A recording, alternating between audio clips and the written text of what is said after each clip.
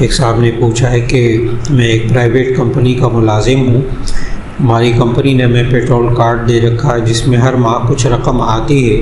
جس کمپنی کا کارڈ ہے ان کے پیٹرول میں نہیں ہوں، جب اس پمپ والوں سے اپنے کارڈ کے عوض رقم طلب کرتا ہوں تاکہ کسی بہتر پیٹرول پمپ سے پیٹرول حاصل کر سکوں تو وہ اضافی رقم یا رقم میں سے کٹوتی کرتے ہیں۔ کیا مجھے یہ رقم ان کو دینی چاہیے، جائز ہے یا نہیں؟ اس کا جواب یہ ہے، اصل میں اس کو میں ذرا اگر تھوڑا سا بات کو کھول دوں کہ ایک پرائیویٹ کمپنی نے ان کو پیٹرول کارڈ دیا ہوا ہے جس میں ہر ماہ وہ کچھ رقم دے دیتے ہیں، مقرر کر دیتے ہیں، اور کہ جی آپ مثال کے طور پر 5000 کا پیٹرول اس میں سے ڈلوا سکتے ہیں۔ اب ایسی صورت کے اندر یہ چاہتے ہیں کہ جس کمپنی کا وہ پیٹرول کارڈ ہے اس کا پیٹرول اچھا نہیں ہوتا، یا وہ پیٹرول پمپ مخصوص کیا ہوا ہے وہ اچھا نہیں ہوتا، یہ ان کو اس کارڈ کے ذریعے پیسے لے لیتے ہیں اور کہیں اور سے پیٹرول ڈلوا لیتے ہیں۔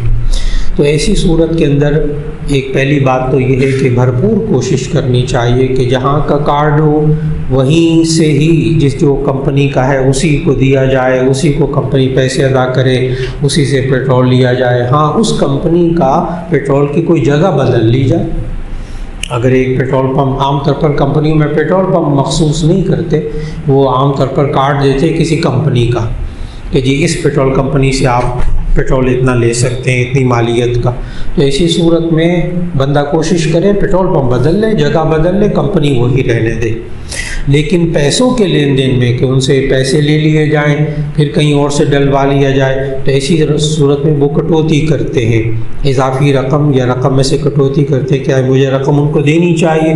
تو اس کا جواب یہ ہے کہ آپ نے اتنی رقم کا پیٹرول استعمال کرنا ہے۔ بھرپور کوشش کریں کہ یہ رقم کا لین دین نہ کریں، بھرپور کوشش کریں رقم کا لین دین نہ کریں۔ وہ اگر کٹوتی کرتے ہیں سروسز چارجز کے نام پہ یا کسی اور نام پہ، تو ایسی صورت کے اندر وہ آپ اپنی جیب سے دے دیجیے، اپنی جیب سے دے دیجیے وہ رقم، اور جتنے کا پیٹرول آپ کو ملتا ہے اتنے کا پیٹرول آپ لے لیجیے۔ لیکن میں نے پھر کہا کہ اس پیٹرول کے بدلے میں کارڈ میں سے پیسے لے کر پھر دوبارہ اس کو استعمال کرنا، اس سے بچنے کی بہرحال کوشش ہو جائے، کیونکہ یہاں سے وہ خیانت کی بات شروع ہو جائے گی۔ ایک صاحب نے کہا کہ جس کے دل میں رائی کے دانے کے برابر بھی تکبر ہوا وہ جنت میں نہیں جائے گا، تو حدیث کی روح سے تکبر کی تعریف بتا دیں اور اسے کیسے بچا جائے۔ جی، تکبر جو ہے نا بہت واضح الفاظ میں نبی صلی اللہ علیہ وسلم نے سمجھایا۔ اپنے آپ کو خوش سمجھنا، اچھا سمجھنا تکبر نہیں ہے۔ ایک صحابی نے پوچھ لیا نبی صلی اللہ علیہ وسلم سے، جامع ترمذی میں حدیث ہے کہ ایک صحابی نے پوچھا یا رسول اللہ صلی اللہ علیہ وسلم، میں اچھے کپڑے پہنتا ہوں تو میرے اندر تکبر آ جاتا ہے، میں اچھے کپڑے پہنتا ہوں تو میرے اندر تکبر آ جاتا ہے، تو کیا میں کروں؟ تو نبی صلی اللہ علیہ وسلم نے فرمایا کہ جو تم اچھے کپڑے پہنتے ہو یا اچھی چیز لے لیتے ہو یا اچھے جوتے پہن لیتے ہو، اس سے جو دل کے اندر ایک خوشی کا احساس ہوتا ہے وہ تکبر نہیں ہے۔ پھر نبی صلی اللہ علیہ وسلم نے آگے جملہ بولا، وَلَكِنَّ الْكِبْرَ مَنْ بَطَرَ الْحَقَّ وَغَمَسَ النَّاسَ۔ بطر الحق، جو حق بات کو رد کرے، وغمس الناس، لوگوں کو حقیر سمجھے۔ نمبر 1، اچھے کپڑے پہن لیے، خوش ہو گیا، میرے پاس بہت اچھے کپڑے ہیں، جی بہت اچھا، میرے پاس یہ چیزیں یہ اللہ نے نعمتیں دی ہیں، یہ سوچنا بہت اچھا۔ لیکن اچھے کپڑے پہن کر دوسرے لوگوں کو حقیر اور ذلیل سمجھنا، اچھی گاڑی لے لے انسان، کوئی حرج نہیں، اس سے ذہن میں باتیں آ جائیں کہ جی میرے پاس بڑی اچھی گاڑی ہے، فلاں کے پاس نہیں ہے، کوئی بات نہیں، اس پہ کوئی گناہ نہیں۔ لیکن اچھی گاڑی رکھ کے، اچھا گھر بنا کے، اچھا لباس پہن کے، اچھا کھانے کھا کے پھر بعد میں دوسروں کو حقیر اور ذلیل سمجھنا، یہ تکبر ہے۔ نمبر 2، من بطر الحق، حق بات رد کرے۔ ایک بندہ اس کے سامنے درست بات کر رہا ہے لیکن یہ اپنی انا، اپنی ایگو، اپنی انا کی خاطر کہ نہیں میں جو کہہ رہا ہوں وہ کروں۔ ایک ہے کہ یہ سمجھ رہا ہے کہ یہ صحیح بات ہے، جو میں سمجھ رہا، اس کو نہیں پتا کہ آگے کیا بات ہوگی، لیکن میرے پاس سب معلومات ہیں اس لیے تم یہ والا کام کرو، یہ اور چیز ہے۔ ایک یہ کہ بندہ اگلا درست کام بات کہہ رہا ہے لیکن اس کی بات کو صرف اس لیے رد کرنا اپنی انا کی خاطر کہ میری ناک نیچے ہو جائے گی، یہ بات غلط ہے، یہ تکبر ہے۔ تو جب تک انسان دوسرے کو حقیر نہ سمجھے، حق بات کو رد نہ کرے، اس وقت تک یہ تکبر نہیں کہلاتا۔ پہلی بات تو یہ ہوگی۔ اب اگر تکبر دل میں آ جائے، خیال آ جائے دل میں تکبر کا، تو اس پر پکڑ نہیں ہے۔ دل میں خیال آ جائے تکبر کا، اس پر کوئی پکڑ نہیں ہے۔ انسان اپنے آپ کو اچھا سمجھے، دوسرے کو حقیر ذہن میں لائے، حقارت آ جائے، خود بخود آ جائے، کوئی پکڑ نہیں۔ تکبر کے خیالات پر پکڑ نہیں ہے۔ تکبر پر زبان کھولی، دوسرے کو ذلیل کیا، یا اپنے عمل سے اس کو بیچارے کو حقیر سمجھا، تو ایسی صورت میں اب اس پر پکڑ ہے۔ ذہن میں خیالات آ جائیں تکبر کو، اس کو پریشان ہونے کی بھی ضرورت نہیں۔ ذہن میں جتنے مرضی برے سے برے خیالات آ جائیں، اس پر گناہ ہے ہی نہیں، بس اپنے خیالات کو پاکیزہ بنانے کی کوشش ہو جائے۔ اور نبی صلی اللہ علیہ وسلم نے، انہوں نے آگے پوچھا ہے تکبر سے کیسے بچا جائے، تو نبی صلی اللہ علیہ وسلم اس کا طریقہ بتایا۔ تکبر سے اگر بچنا ہے، دو معاملے ہیں، دین کے معاملے، دنیا کے معاملے۔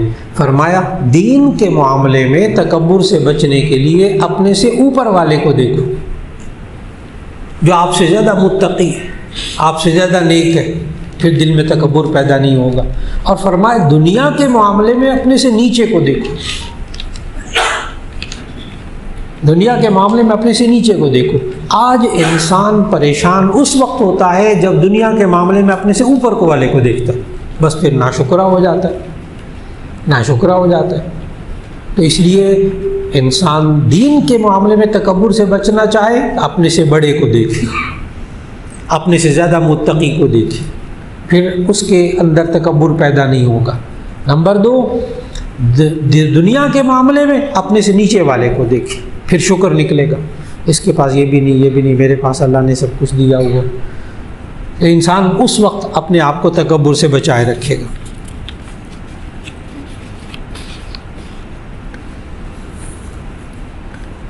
عام طور پر جی میرا خیال ہے آواز کو دیکھیے گا، کوئی ہل ول گیا، کوئی تار وغیرہ دیکھیے، بسم اللہ۔ جی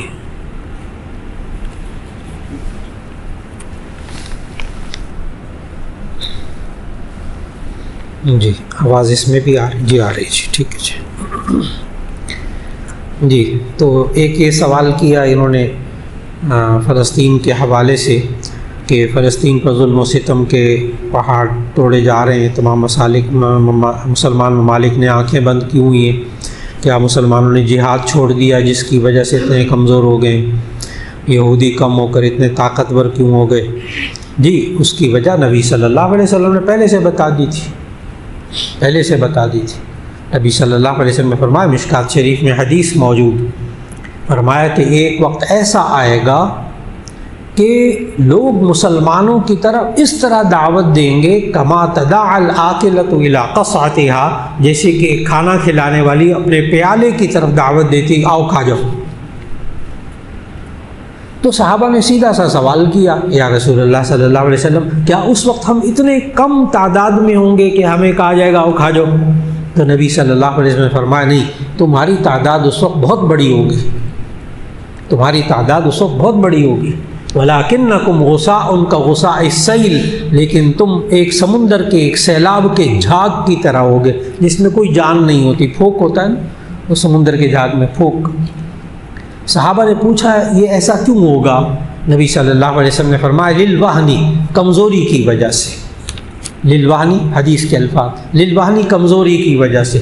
پھر صحابہ نے پوچھا مل وہن، وہ کمزوری کون سی؟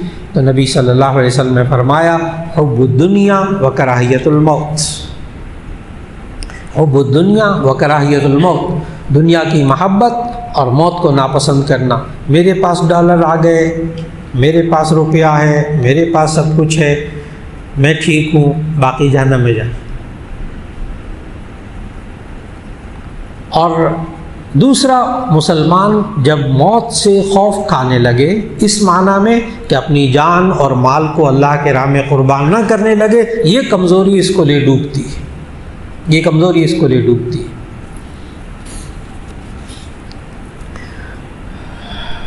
ایک صاحب نے کہا یہ جو خواجہ سرا روڈوں پر سڑکوں پر مانگتے ہیں، کیا ان کو پیسہ دینا جائز ہے؟ شریعت میں اس طبقے کے لیے کیا حکم ہے؟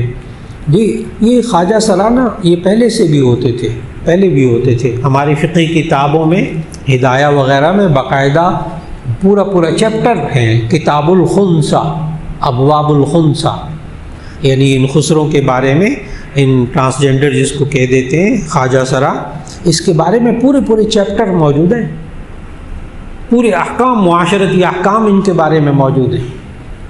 آسان سی بات، یعنی شریعت نے ان کو پہلے یہ نظر نہیں آتے تھے نا اتنے، اب کیوں نظر آتے ہیں؟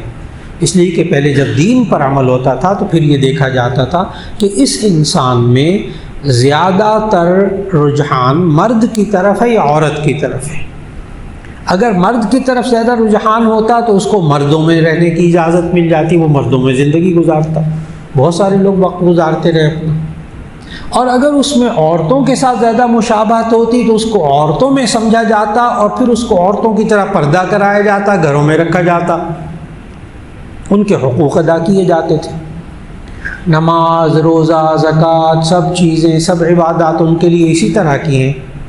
صرف اور صرف جا کر مسئلہ پیش آتا ہے شادی بیاہ میں، بس، اور کوئی مسئلہ نہیں تھا اسلام میں، کوئی مسئلہ نہیں تھا۔ میں نے بتایا پورے چیپٹر ہیں ان کے لیے۔ اور وہاں وراثت میں بھی یہی حکم ہے کہ جی وراثت میں دیکھا جائے گا کہ یہ جو خواجہ سرا ہے اس کی زیادہ نشانیاں مردوں والی عورتوں والی، اگر مردوں والی تو اس کو مردوں والی وراثت ملے گی، عورتوں والی عورتوں والی وراثت مل جائے گی، بس۔ تو اسلام میں اس بارے میں یہ اللہ کا نظام، یہ اللہ کا نظام۔ تو اسلام نے تو باقاعدہ ان کو حقوق دیے، ان کو سڑکوں پر ہی ڈالا اسلام نے، ان کو لاوارث نہیں بنایا اسلام نے۔ یہ تو ہمارے معاشرے کے اندر ایسا ہوا کہ جو کوئی اس طرح خواجہ سرا ہوتا ہے تو ماں باپ کی چونکہ تربیت نہیں ہوتی، ان کی شرعی احکام ان کو معلوم نہیں ہوتے، لہذا وہ ایک خاص طبقے کو یہ فراہم کر دیتے کہ بچہ لے جاؤ۔ پھر وہ لوگ اس سے جب تک اس کی جوانی ہوتی ہے، نوعمری ہوتی ہے، اس سے وہ غلط فائدے اٹھاتے ہیں، اور اس کے بعد جب وہ کسی کام کے نہیں رہتے ان کو وہ بھی سڑکوں پہ لے آتے ہیں۔ اس کے نتیجے میں لہٰذا ان کے حقوق کا خیال کرنا چاہیے۔ اگر وہ خواتین کے مشابہ ہیں ان کو خواتین کے حلقوں میں رکھنا چاہیے، ان کو پردے کا اہتمام کروانا چاہیے، اور اگر وہ مرد ہیں تو ان کو مردوں کے ساتھ رکھنا چاہیے، اگرچہ ان کے لیے کوئی ادارے ایسے بنا لیے جائیں جہاں وہ کام کر سکیں۔ اور چونکہ ان کا پیشہ مانگنا ہوتا ہے، گداگری ان کا پیشہ بن جاتا ہے، تو جس کا پیشہ گداگری ہو اس کو اس کے ساتھ مالی تعاون نہیں کرنا چاہیے۔ نبی صلی اللہ علیہ وسلم نے مستحقین، غرباء، ان کا بہت خیال رکھنے کو کہا۔ وَأَمَّا الْيَتِيمَ فَلَا تَقْهَرْ وَأَمَّا السَّائِلَ فَلَا تَنْهَرْ، سائل کو جھڑکے بھی نہ، بڑے آداب سکھائے نبی صلی اللہ علیہ وسلم۔ لیکن نبی صلی اللہ علیہ وسلم نے یہ بھی فرمایا کہ جو بندہ مانگنے کو اپنا پیشہ بنا لیتا ہے وہ قیامت کے دن اس طرح اٹھے گا کہ اس کے چہرے کے اوپر گوشت نہیں ہوگا۔ خموش، حدیث کے الفاظ، خموش فی وجہہ، اس کے چہرے کے اندر کھال نہیں ہوگی، اس کے زخمی ہوگا اس کا، کیونکہ ذلت لوگوں سے مانگ مانگ کر اس کے چہرے پر جو ذلت آ گئی وہ قیامت کے دن اسی طرح اٹھے گا۔ اتنا نبی صلی اللہ علیہ وسلم نے منع کیا۔ اور نبی صلی اللہ علیہ وسلم نے اگر دیکھا کہ یہ بندہ مانگنے کی عادت بنا رہا ہے تو نبی صلی اللہ علیہ وسلم پھر کیا کیا؟ ایک صحابی جب آئے نبی صلی اللہ علیہ وسلم کے پاس مانگنے کے لیے، نبی صلی اللہ علیہ وسلم کا تمہارے پاس ہے کیا ہے، کچھ ہے؟ ان صحابی نے پتہ کیا جواب دیا؟ حدیث، نبی صلی اللہ علیہ وسلم سے پوچھا کہ ہے کیا تمہارے گھر میں، کچھ ہے؟ اس نے کہا جی یا رسول اللہ، ایک پیالہ ہے اور ایک کمبل ہے، ایک پیالہ ہے اور ایک کمبل ہے۔ نبی صلی اللہ علیہ وسلم فرمایا لے آؤ، وہ دونوں لے آئے۔ کیا آپ یقین کریں گے نبی صلی اللہ علیہ وسلم نے اپنی مجلس میں اس پیالے اور کمبل کو نیلام کر کے بیچا، بولی دے کے نا بیچا، 2 درہم بولی لگی، 2 درہم بولی لگی، بس نبی صلی اللہ علیہ وسلم نے 1 درہم اس کو دیا کہ تم اسے کچھ کھا پی لو، اور 1 درہم کا کلہاڑا، لوہے کا نا کلہاڑا، وہ لکڑی اور کلہاڑا منگایا، اور نبی صلی اللہ علیہ وسلم نے خود اپنے ہاتھ سے اس کے اندر لکڑی ٹھوکی، لکڑی فٹ کی اور ان کو دے دیا۔ ان صحابی کو جاؤ جا کر لکڑیاں کاٹو اور بیچو، پھر کچھ ملاقات کرنا۔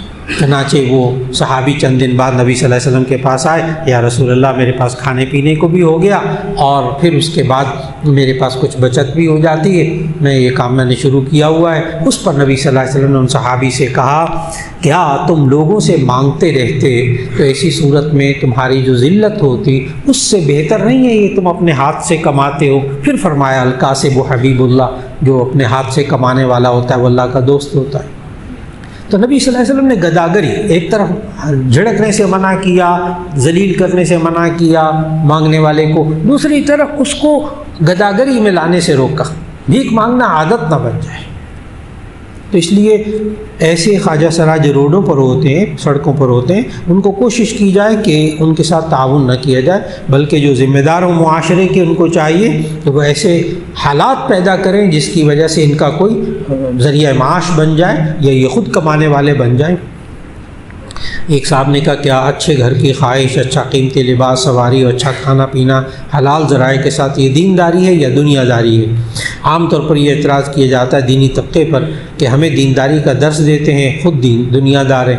جی، اس کا پہلا جملہ ذہن میں رکھیے گا، یہ دنیا دار کیا ہوتا ہے؟ دنیا رکھنے والا، دنیا رکھنے والا فارسی لفظ ہے نا، دنیا دار، دنیا رکھنے والا، اور دیندار دین رکھنے والا۔ کیا 100% صبح سے لے کے شام تک اس کا گھر، کاروبار سب دنیا دار ہو وہ بندہ؟ کیا 100% دنیا دار 100% دیندار ہو سکتا ہے؟ تو اس کا جواب ہے کہ جی ہاں، اس کا جواب ہے جی ہاں۔ حضرت عبد الرحمن ابن عوف رضی اللہ تعالیٰ عنہ میرا خیال ہے دیندار تھے، سب سے بڑے صحابی، صحابہ میں سب سے زیادہ مالدار۔ حضرت عثمان غنی رضی اللہ تعالیٰ عنہ بہت مال، تو کیا وہ دیندار نہیں؟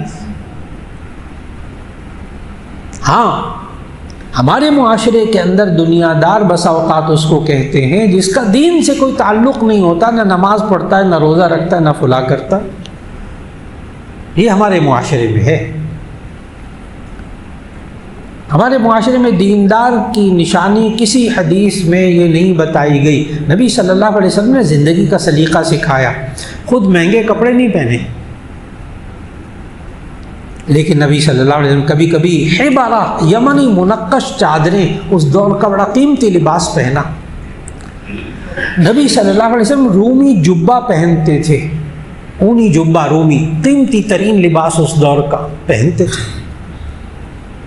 اور اس کے لیے ان احادیث کا مطالعہ کرنا ہو تو حدیث کی کتاب ہے شمائل ترمذی، شمائل ترمذی، جس میں نبی صلی اللہ علیہ وسلم کے لباس کا باب، اس سے متعلق حدیثیں، کھانے کا باب، فلاں باب، ایک ایک چیز کا باب، بستر کیسا تھا، گھر کیسا تھا، فلاں کیسا تھا، ایک ایک چیز پر چیپٹر ہے، اور اس کے اندر پھر حدیثیں ہیں۔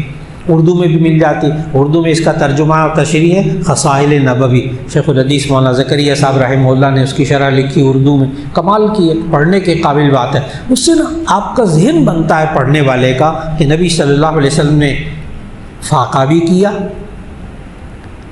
کبھی کبھی کھانے کو بھی کچھ نہیں ہوتا تھا، اور کبھی کبھی نبی صلی اللہ علیہ وسلم بھنا ہوا گوشت بھی کھاتے تھے، روسٹ بھی کھاتے تھے، لیکن روسٹ کھانے کی عادت نہیں بنائی۔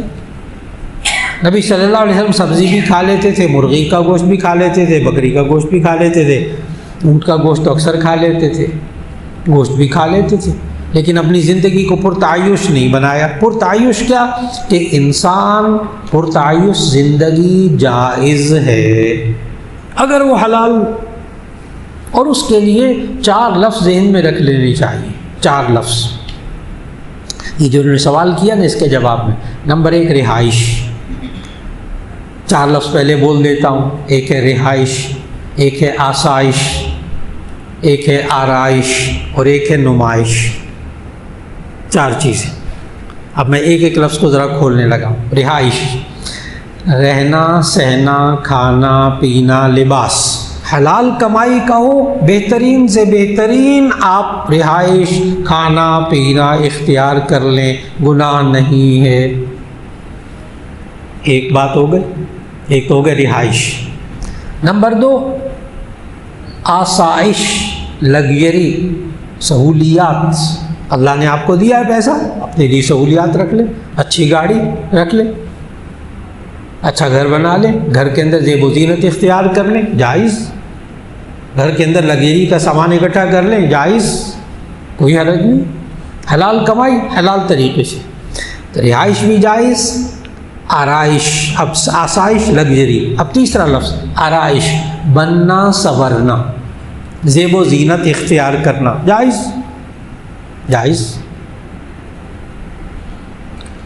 چوتھا کام جو ہے نا وہ حرام ہے، اور وہ ہے نمائش، دکھاوا۔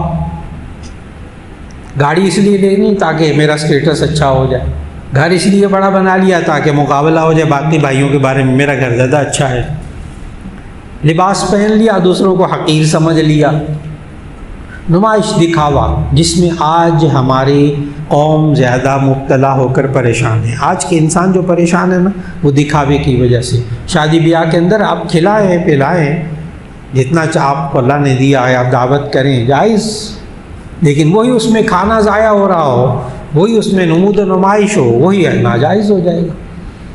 اس لیے اچھے گھر کی خواہش ضرور پوری کیجیے، حلال مال حلال طریقے سے، اچھا قیمتی لباس، اچھی سواری، اچھا کھانا پینا حلال ذرائع کے ساتھ، یہ دینداری ہے، یہ دینداری ہے۔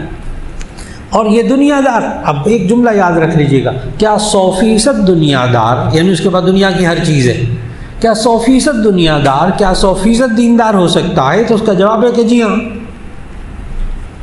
بات مکمل ہو گئی۔ ایک صاحب نے کہا کہ غیر اللہ سے مدد مانگنے سے کیا مراد ہے، جبکہ قرآن مجید میں نماز سے مدد مانگنے کے بارے میں کہا گیا۔ بھی وہ آیت میں پڑھ دیتا ہوں، اچھا، سورۃ البقرہ کی آیت ہے، وَاسْتَعِینُوا بِالصَّبْرِ وَالصَّلَاةِ، تم مدد طلب کرو نماز کے ذریعے، نماز کے ساتھ یعنی نماز کے ذریعے، صبر کے ذریعے۔ لیکن کس سے مدد طلب کرو؟ یہ سورہ فاتحہ، ایاک نعبد و ایاک نستعین، اے اللہ ہم تیری عبادت کرتے ہیں اور کسی کی نہیں کرتے ہیں، اچھا، اور ہم تجھ ہی سے مدد مانگتے ہیں، بالکل ٹھیک، تجھ ہی سے مدد مانگتے ہیں، جو اللہ سے مدد مانگی جائے۔ اب ابا جی سے کہا جائے آپ مجھے پیسے دے دیں، ابھی شرک نہیں ہوا۔ ابا جی سے کہا مجھے پیسے دے دیں، ابھی شرک نہیں ہوا۔ بھائی سے کہا قلم دے دیں، ابھی شرک نہیں ہوا۔ یہ چیز مجھے دے دیں، ابھی شرک نہیں ہوا۔ شرک اتنی جلدی نہیں ہوتا۔ آپ میری بات سن رہے ہیں نا، آپ سب حضرات میری بات سن رہے ہیں، اللہ بھی سن رہا ہے، یہ تو شرک ہو گیا۔ آپ حضرات مجھے دیکھ رہے ہیں، اللہ بھی دیکھ رہا ہے، یہ تو شرک ہو گیا۔ نہیں، ابھی شرک نہیں ہوا۔ جس دن بندہ، اب غور سے، جس دن کوئی بندہ یہ سمجھے گا کہ جس طرح اللہ دیکھتا ہے ویسے وہ فلاں دیکھتا ہے، شرک ہو جائے گا۔ جس طرح فلاں اللہ سنتا ہے اس طرح فلاں بھی سنتا ہے، تب شرک ہو جائے گا۔ آپ میری بات سن رہے ہیں نا، ساری دنیا کی باتیں تو نہیں اس وقت سن رہے نا بھائی، ایک وقت آپ کا سننا محدود، اللہ ہر ایک کی سن رہا، اللہ ہر ایک کو دیکھ رہا، آپ ہر ایک کو دیکھ رہا۔ آپ تو مسجد میں موجود بندوں کو دیکھ رہے ہیں، دیوار کے پیچھے پتہ ہی کچھ نہیں، ابھی شرک نہیں ہوا۔ بالکل اسی طرح جس طرح اللہ سے مدد مانگنی چاہیے، جس چیز کو اللہ سے مانگنا چاہیے، یہ بندہ اس طرح بندوں سے مانگنا شروع کرے گا یا اللہ کے علاوہ کسی اور سے، فوراً شرک ہو جائے گا۔ جیسے آپ نے صحت مانگنی ہو تو کس سے مانگیں گے؟ اللہ سے۔ اولاد مانگنی ہو تو کس سے مانگیں گے؟ اللہ سے۔ رزق مانگنا ہو تو کس سے مانگیں گے؟ اللہ سے۔ لیکن ماں سے روٹی مانگنے کی وجہ سے شرک نہیں ہوگا۔ ماں مجھے روٹی دے دے، کھانا دے دے، بیوی سے کہا کھانا دے دو مجھے، ابھی شرک نہیں۔ لیکن جس دن بیوی کو رازق سمجھنا شروع کر دیا، اللہ کے علاوہ کسی کو رازق سمجھنا شروع کر دیا، اس دن شرک ہوگا، اس دن خوف کرنا پڑے گا۔ تو لہذا غیر اللہ سے مدد مانگنے سے کیا مراد ہے؟ تو میں نے بتا دیا واضح کہ اب خالی مدد مانگنا اس سے شرک نہیں ہو جاتا.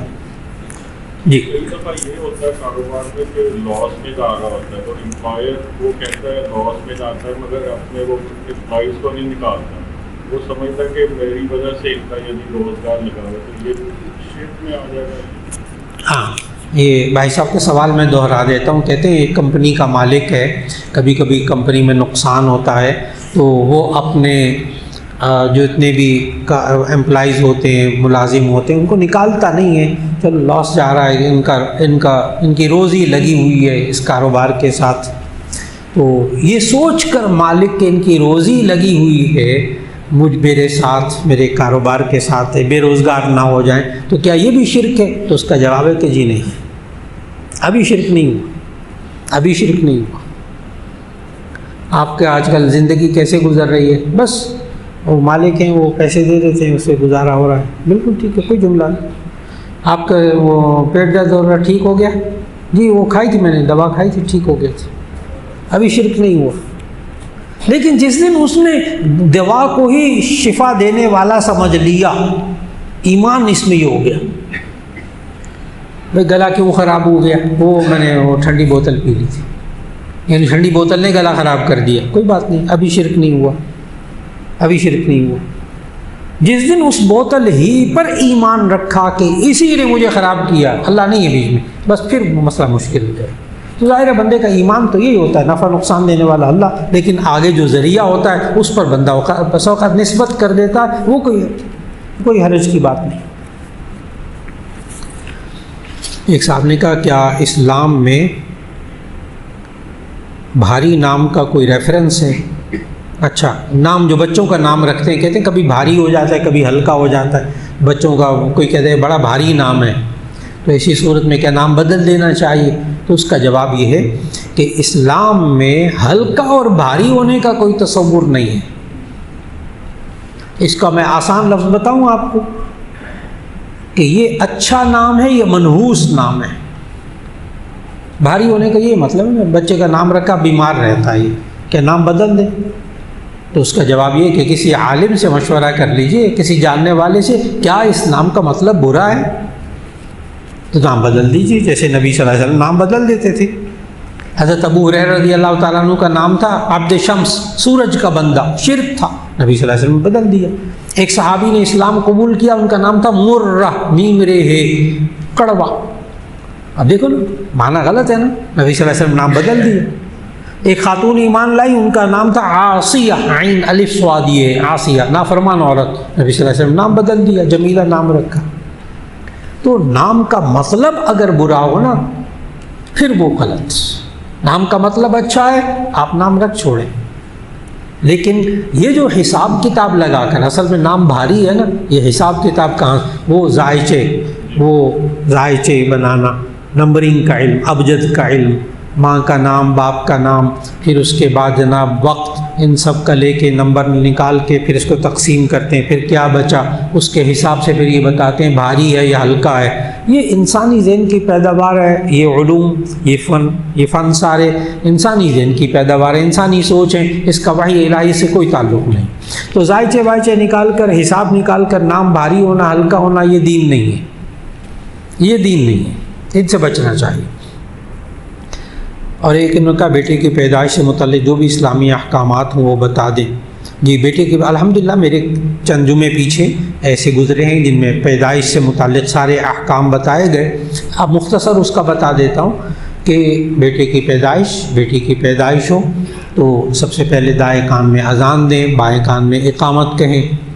پھر اس کے بعد 7ویں دن اس کا اچھا نام رکھیں, عقیقہ کریں, اس کے سر کے بال منڈوائیں, زعفران اس کے سر پر گھول کے لگائیں. یہ ابتدائی باتیں مکمل ہو گئیں. بس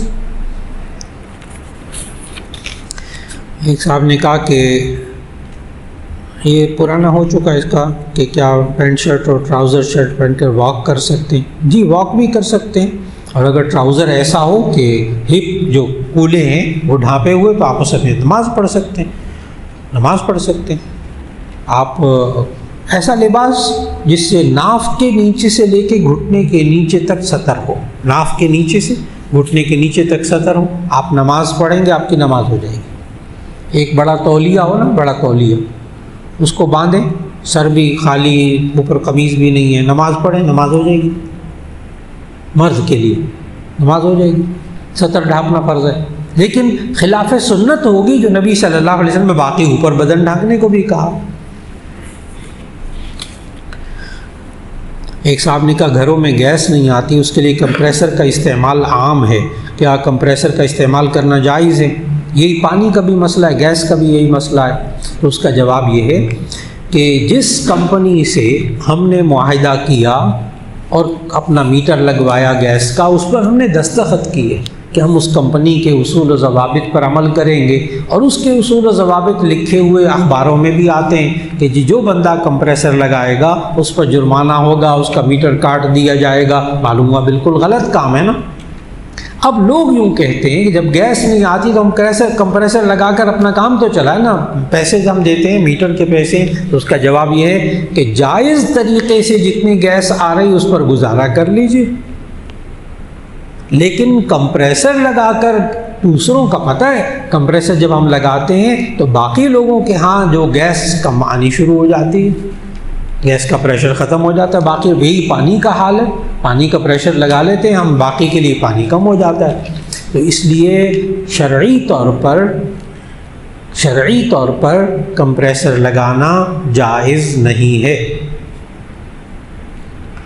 کیا یہ قرآن و حدیث سے ثابت ہے؟ تو اس کا جواب ہے کہ جی ہاں، قرآن سے ثابت ہے۔ آیت پڑھتا ہوں، اطیعوا اللہ و اطیعوا الرسول و اولی الامر منکم، اللہ کی بات مان کر چلو، اللہ کے رسول کی بات مان کر چلو، اور جو تمہارا اولو الامر جو ذمہ دار ہے اس کی بات کو مان کر چلو۔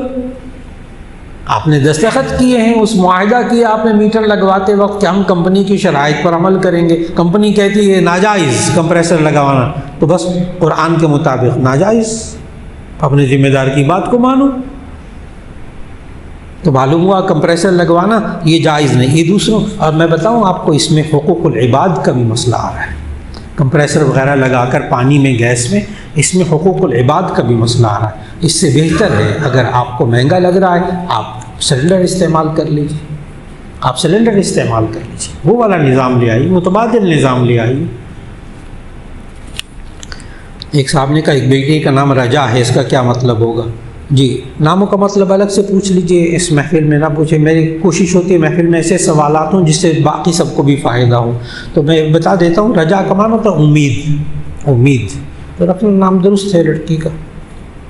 اور اگلا نام میرے سے نہیں پڑھا جا رہا کہ فرال نام لکھا ہے، بعد میں پوچھ لیجئے، کوئی صاحب موجود ہو تو پوچھ لیجئے یہ لفظ کیا لکھا، یہ میرے ذہن میں نہیں آ رہا۔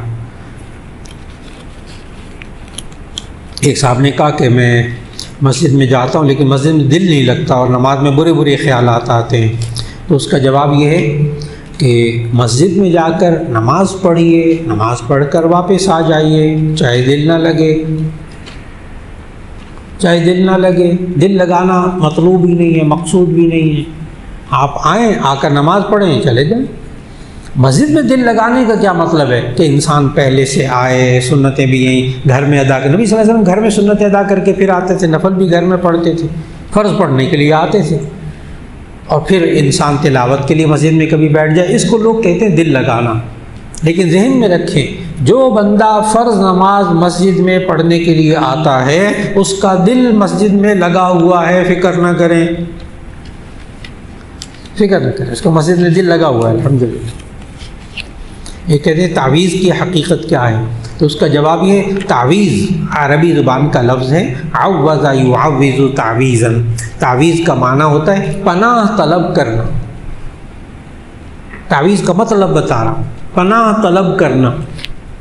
اگر جائز چیزوں سے پناہ مانگی جائے، جائز چیزوں کے ذریعے تو جائز ہے، غلط چیزوں کے ذریعے پناہ طلب کی جائے تو وہ ناجائز ہے۔ اب میں بات آگے چلاؤں گا۔ نبی صلی اللہ علیہ وسلم پر جادو ہوا، اللہ تعالیٰ نے معوذتین نازل کی، قل اعوذ برب الفلق قل اعوذ برب الناس۔ یہ کیا ہے؟ تعویذ۔ ایک تعویذ ہوتی ہے ہم گلے میں لٹکاتے ہیں، وہ تعویذ مراد ہی نہیں۔ میں نے بتایا تعویذ کا معنی پناہ مانگنا، گلے میں لٹکانا اس کا کوئی مطلب نہیں ہے، نہ لکھ کر لٹکائے آیتیں گلے میں. آپ تعویذ تو کریں، تعوذ تو کریں، تعوذ پناہ مانگیے حالات کے تحت. جہاں تک رہا غیر شرعی الفاظ یا جنات وغیرہ الٹے سیدھے ناموں کو پکار کر ان سے مدد لی جائے، وہ کاغذ لکھے جائیں، گلوں میں لٹکائے جائیں، وہ ظاہر شرک میں آئے گا، وہ شرک میں آئے گا غیر اللہ سے مدد مانگنا. اور اگر کوئی پاکیزہ کلمات دعائیں لکھ کر گلے میں ڈالی جائیں وہ جائز، وہ ناجائز نہیں ہے. لیکن نبی صلی اللہ علیہ وسلم یہ منکے وغیرہ اور مردوں میں، ایک تو عورتیں پہنتی ہیں زیور، وہ ایک الگ چیز ہے، مرد جو گلے میں منکے پہنتے ہیں، کڑے پہنتے ہیں اور اس طرح کے اس کو سمجھتے ہیں کہ یہ چیز کریں تو یہ ہو جائے گا. پتھر بھی، اور اس پر تو یہ جو علم الاحجار ہے نا، یہ جو سٹونز کا علم ہے، سٹونز قیمتی پتھر، زمرد پہنے تو اس کے یہ خواص ہیں، فیروزہ پہنے تو یہ خواص ہیں، ہیرا پہنے تو یہ خواص ہیں، عقیقہ پہنے یہ خواص ہیں.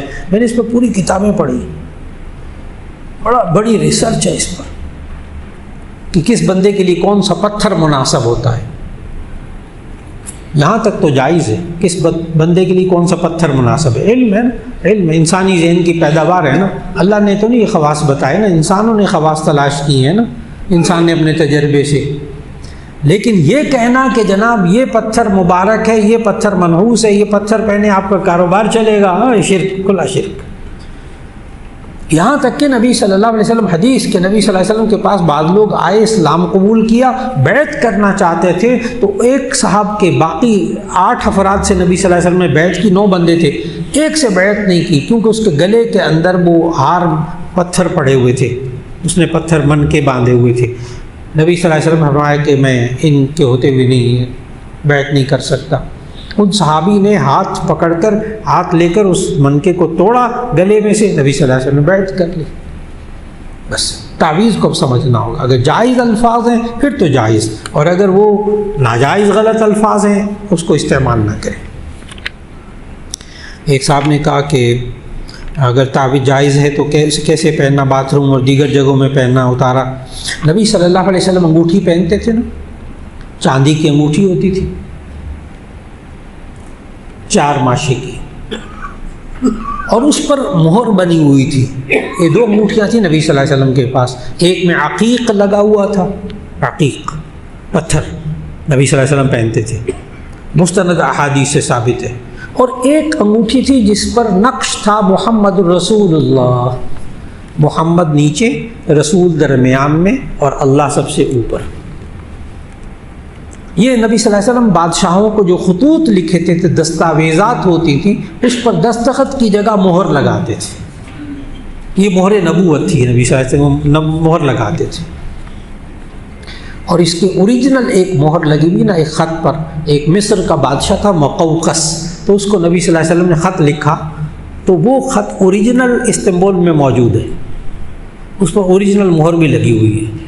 اس مہر سے پھر معلوم ہوتا ہے کہ وہ انگوٹھی کس قسم کی تھی. اب جو بات بتانے لگا وہ یہ ہے کہ حدیث میں آتا ہے جامع ترمذی میں کہ نبی صلی اللہ علیہ وسلم جب بیت الخلاء میں جاتے تھے تو انگوٹھی اتار کر جاتے تھے، انگوٹھی بار کسی کو دے کر رکھ کر جاتے تھے. کیوں؟ اس پر کیا لکھا ہوا تھا؟ اللہ کا نام، اللہ کا نام. تو معلوم ہوا اگر کوئی تعویذ وغیرہ آپ نے باندھ کر، کوئی جیب میں موبائل ہوتا ہے قرآن مجید اس میں پورا رکھا ہوا، تفسیریں رکھی ہوئی، وہ بند ہے نا، چپ میں ہے، تو آپ موبائل سمیت جا سکتے ہیں واش روم میں. لیکن اگر وہ جیب میں ہے، بٹوے میں کوئی لکھ کر آپ نے کوئی چیز آیت رکھی ہوئی ہے، جائز، آپ بٹوے سمیت لپیٹا ہوا نا اس کو چلے جائیے. لیکن کھلا ہوا کوئی چیز ہو، کوئی کتاب ہو، کوئی لکھی ہوئی چیز اس طرح کی ہو جس میں آیات ہوں، احادیث ہوں، ترجمہ ہو، وہ بات میں نہ لے کر جائیے، وہ بے ادبی ہو جائے گی. ایک صاحب نے کہا جمعے کی سنتیں 10 ہیں یا 6 ہیں یا 4 اور 2 فرض کے بعد. نہیں، الجھے نا. جمعے سے پہلے 4 سنتیں مؤکدہ، جمعے کے بعد پھر 4 سنتیں مؤکدہ، پھر 2 سنتیں مؤکدہ، بس بات وہیں آ گئی 6 4 10. لیکن 10 سنتیں کہنے کے بجائے نا جمعے سے پہلے 4، جمعے کے بعد 4 سنتیں مؤکدہ، پھر 2 سنتیں مؤکدہ، پھر 2 نفل پڑھنا چاہیں پڑھ لیں. لیکن کوئی 2 فرض بھی پڑھے گا جمعے کے، اس کا جمعہ فرض ادا ہو جائے گا. سنت موقعہ چھوڑنے کا گناہ وہ ایک الگ چیز، فرض ادا ہو جائے گا اس کا. ایک صاحب نے کہا ایک بچے کی شادی دوسرے شہر میں ہوئی تو کیا وہاں جا کر قصر نماز پڑھے گی یا پوری؟ اور وہاں بھی 1 ہفتہ ٹھہرنا ہے، پھر بیرون ملک اپنے شوہر کے ساتھ جانا ہے. جی ایک بات تو یہ ذہن میں رکھ لیجئے کہ جب بیٹی کی شادی ہو جائے، لڑکی کی شادی ہو جائے اور وہ دوسرے شہر چلی جائے، اب نمازوں میں قصر اور مسافر اور مقیم کا اعتبار اس کے شوہر کے اعتبار سے ہوگا. پچھلا ماں باپ کا گھر منسوخ، ماں باپ کا گھر منسوخ. جب شادی ہو جائے لڑکی کی، بس اس کے بعد سے پھر وہ اب اس کا وطن اصلی جہاں شوہر کا وطن اصلی، اب اس شہر میں جہاں مثال کے طور لاہور کے رہنے والی لڑکی، اس کی اسلام آباد میں شادی ہوگی، شوہر اس کا گھر اسلام آباد میں.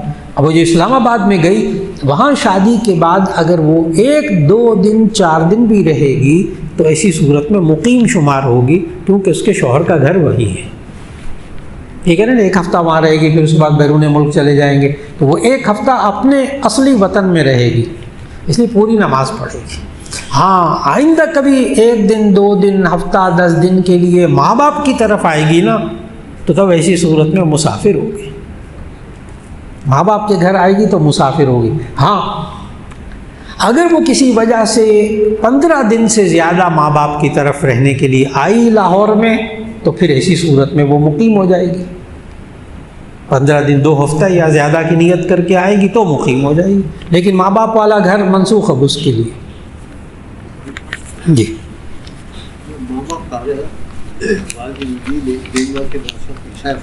جی حصہ ہے ماں باپ کا شوہر کے ساتھ، ماں باپ کا اگلی حصہ ہے، راستہ حصہ ہے کہ وہ پوری ماضی پڑے گی کیونکہ اس کا حصہ ہے. جی ڈاکٹر صاحب نے یہ سوال کیا ہے، یہ ماشاء اللہ پرنسپل رہے ہیں ڈینٹل کالج کے، ماشاء اللہ بہت قابل آدمی ہیں، ان کی لائبریری بھی بہت بڑی ہے ماشاء اللہ. کہہ رہے ہیں کہ جو لڑکی ہے اس کے ماں باپ لاہور میں رہتے ہیں اور لڑکی کا حصہ بھی ہے اس گھر کے اندر، تو ایسی صورت میں یہاں آ کر اس کو مقیم ہونا چاہیے نا. یہ سوال تو اس کا جواب یہ ہے، یہ نوجوان بہت سارے میرے پیچھے پڑتے ہیں، بہت مجھے کہتے ہیں ہمارے ابا جی کو سمجھائیں، ہمارا حصہ ہمیں دے دیں. بہت نوجوان مجھے کہتے ہیں ہمارے ابا جی کو سمجھائیں، بوڑھے ہو گئے ہیں، اب ہمیں کچھ دے دیں ہمارا حصہ. تو نوجوانوں کو بڑے پیار سے سمجھاتا ہوں، آپ کے ماں باپ کے جائیداد میں آپ کا کوئی حصہ نہیں ہے، مہربانی کریں. حصہ ہوگا مرنے کے بعد، وراثت، زندگی میں کوئی حصہ نہیں. ایک تو یہ بات طے فرما لیں، زندگی میں کوئی حصہ نہیں ہے حضرت صاحب کا، بیٹوں کا، بچیوں کا کوئی حصہ نہیں. حصہ ہوگا وراثت کا، اور وہ ہوگا باپ کے مرنے کے بعد. وہ الگ بات ہے، والد صاحب دینا چاہیں زندگی میں تو دے دیں، وہ ایک الگ ہے. زندگی میں کوئی حصہ نہیں ہے، کوئی حق نہیں ہے. ہاں جو اس کے کھانے پینے کا، اولاد کا پرورش کا حق ہے وہ ادا کرتے رہیں، جو اخراجات ہیں اس کو ادا کرتے رہیں، تعلیم وغیرہ کے. ایک بات. اب ڈاکٹر صاحب کے سوال کے جواب، اگر کسی انسان کا گھر ہو باقاعدہ، مثال کے طور پر باپ نے اس لڑکی کو زندگی میں ایک گھر بنا کر دے دیا، چلیں ذرا میں اور ذرا آگے جاؤں گا، گھر بنا کر دے دیا پورا، تو بیٹا تمہارا یہ گھر ہے، مالک ہے وہ گھر کی. لیکن شادی ہوگی اس کی اسلام آباد، اس لاہور میں گھر کی وہ مالکن ہے، اس کے باوجود وہ مسافر ہو جائے گی، اس کے باوجود وہ مسافر ہو جائے گی. اب اس کا وطن اصلی ختم، اب وطن اصلی اس کا شوہر والا. ہاں البتہ اگر اس کا گھر یہاں ہو اور بچی کاروبار بھی کرتی ہے، اس کا آفس بھی ہے، فلاں بھی ہے، فلاں بھی ہے، کوئی فیکٹری ہے وہ چلا رہی، مثال دے رہا ہوں. اب ایسی صورت میں یہاں بھی اس نے رہنا ہے، اسلام آباد میں بھی رہنا ہے، 1 ہفتہ یہاں 2 ہفتے یہاں رہے گی، ہفتہ وار چلی جائے گی، تو ایسی صورت میں پھر دونوں وطن اصلی اس کے ہو جائیں گے، پھر دونوں وطن اصلی اس کو. لیکن صرف وراثت کی وجہ سے، جائیداد کی وجہ سے وطن اصلی نہیں ہوتا. اب بات مکمل ہو گئی. جزاک اللہ. باقی پھر انشاءاللہ اگلی